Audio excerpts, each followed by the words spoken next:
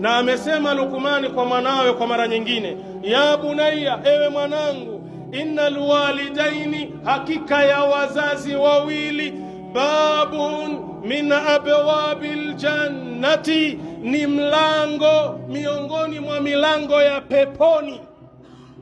Huyu baba na mama ambao leo tunawaona si lolote, ambao tunawaona si chochote, tambua ndio milango yetu ya peponi.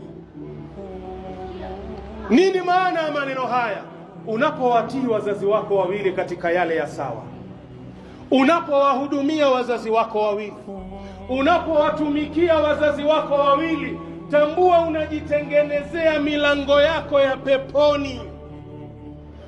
Mwanachuoni mmoja alionekana wakati mmoja, wakati akiwa amekufa mzazi wake mmoja, akaonekana analia sana, mpaka maulamaa wenzake ikawa wanamshangaa, ma yubukika, kitu gani cha kuliza namna hii wewe zaidi?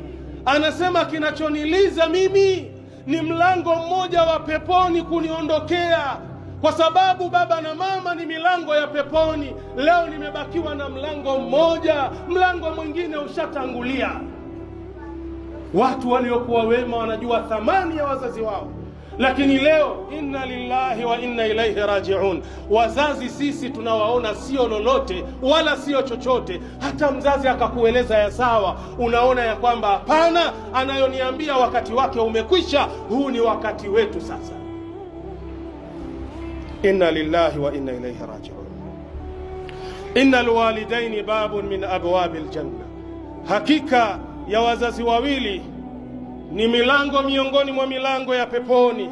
In radiya anka madaita ila aljannati, wakiwaradhi wazazi wako wawili na wewe, basi ushaingia peponi. Wa in sakhita hujibta, lakini wanapokukasirikia wazazi wako wawili, wallahi nenda hija, nenda mahala popote, hakuna pepo ya Mungu ambayo utaipata.